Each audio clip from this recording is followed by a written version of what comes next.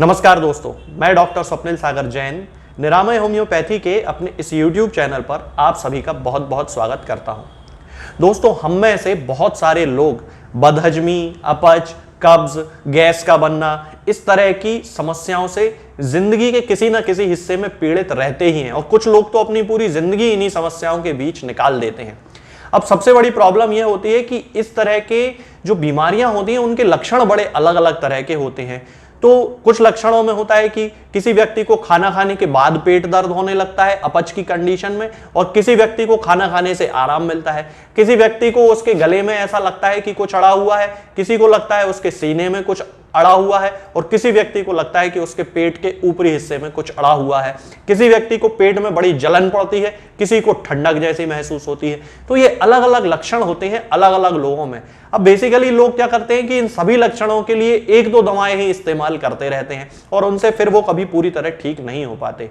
आज मैं आपसे बात करूंगा होम्योपैथिक मेडिसिनल सिस्टम की एक ऐसी मेडिसिन के बारे में जो खास तौर से उन लोगों के लिए बनाई गई है जिसको बहुत सारी बदहजमी की शिकायत होती है, और अलग अलग सिम्टम्स आप उसमें देखेंगे। मैं सारे लक्षण आपको इस वीडियो में बताऊंगा, तो उन लक्षणों को ठीक करने के लिए वो मेडिसिन सबसे बेस्ट रहेगी। चलिए दोस्तों, वीडियो को शुरू करते हैं। सबसे पहले मैं वीडियो में आपको नाम बता देता हूं इस दवा का, और ये दवा है एबीज नाइग्रा। आप देख सकते हैं यहाँ पे ये 200 पोटेंसी मेरे पास है एबीज नाइग्रा की। बहुत अच्छी मेडिसिन है उन लोगों के लिए जिनको पेट में गैस की, अपच की, बदहजमी की इस तरह की शिकायत होती है। इसका जो सबसे खास सिम्टम होता है वो है कि इसके पेशेंट को खाना खाने के बाद बड़ा दर्द होता है पेट में। ये बहुत खास सिम्टम होता है एबीज नाइग्रा के पेशेंट का। खाना खाने के बाद जिन लोगों को पेट दर्द में आराम मिलता है उनके लिए एनाकार्डियम मेडिसिन होती है। इसका जो दूसरा खास सिम्टम होता है पेट से संबंधित वो ये है कि पेशेंट को ये लगता है कि उसके स्टर्नम के ऊपर जो कार्डियक रीजन होता है, यानी कि आप यहां देख सकते हैं, ये मैंने अपने स्टर्नम पे हाथ रखा हुआ है और इसके ऊपर यानी कि यहां पे ये कार्डियक रीजन है, यहां पे मेरे दिल की पोजीशन है। इस हिस्से में यहां पे बीच में कुछ अड़ा हुआ सा महसूस होता है।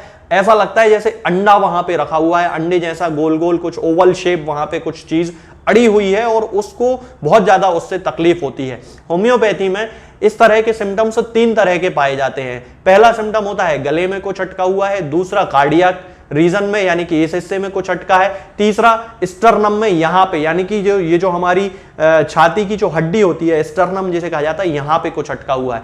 तो एबीज नाइग्रा कहां पे काम करेगी? जहां पे पेशेंट को लगेगा कि कार्डियक रीजन यानी कि यहां पे कुछ अटका हुआ जैसा, अंडे जैसी कोई चीज अटकी हुई है, ऐसा जब किसी पेशेंट को लगेगा बदहजमी की कंडीशन में, तब वहां पे एबीज नाइग्रा काम करेगी। इसका जो तीसरा सबसे खास सिम्टम है बदहजमी का वो ये है कि जिन लोगों को बूढ़ी उम्र के जो लोग होते हैं यानी कि वृद्ध लोग जो होते हैं, अधिक उम्र के जो लोग होते हैं, उन लोगों में जब बदहजमी की शिकायत हो, उनको अलग अलग तरह के सिम्टम हो और उसके साथ वहां पे हार्ट की कोई प्रॉब्लम भी यानी कि दिल से संबंधित कोई बीमारी भी वहां पे उनको हो, तब उस कंडीशन में एबीज नाइग्रा उनके ऊपर बहुत अच्छा काम करती है। अब दोस्तों, अभी मैंने बताया था कि स्टर्नम के ऊपर जो कार्डियक रीजन होता है यहां पे अटका हुआ हो तो हमें एबीज नाइग्रा यूज करनी है। लेकिन यदि स्टर्नम में यहां पे यानी कि छाती की हड्डी के नीचे कुछ अटका हुआ यदि महसूस होता है, तब उस कंडीशन में चाइना बहुत अच्छा काम करती है, यानी कि जिसे सिंकोना ऑफिसिनेलिस कहा जाता है या चाइना ऑफिसिनेलिस भी कहा जाता है।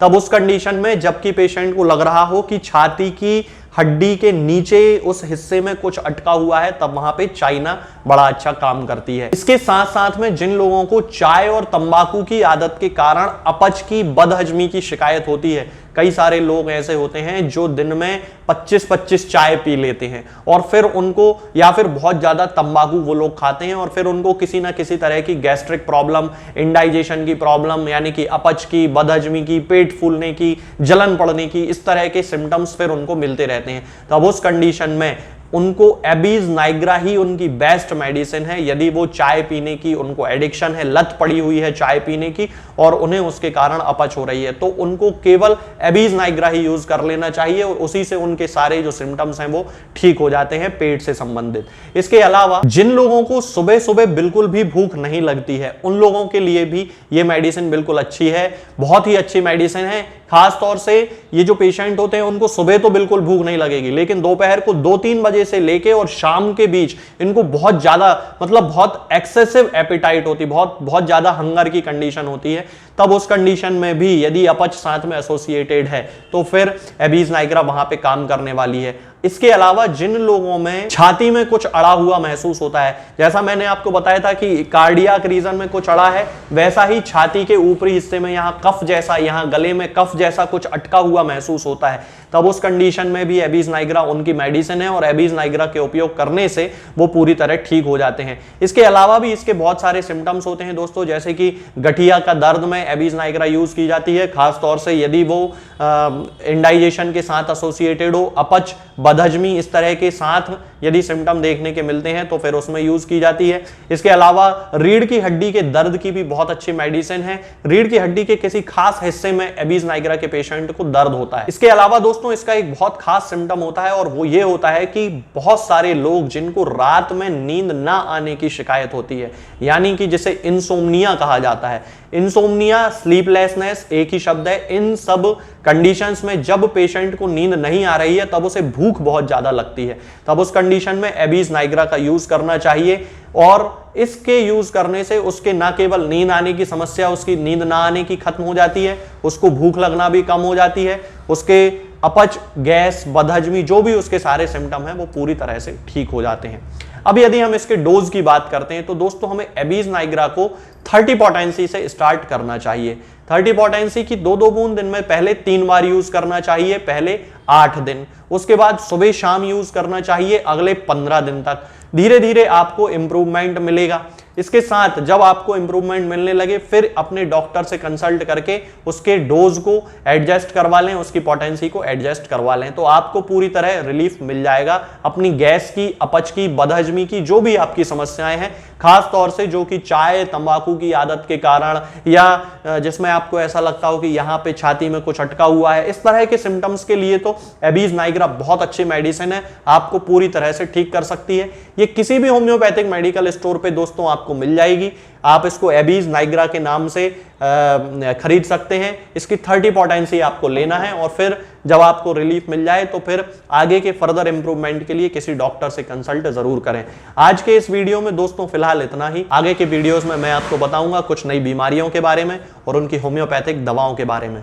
तब तक के लिए जय हिंद, जय भारत।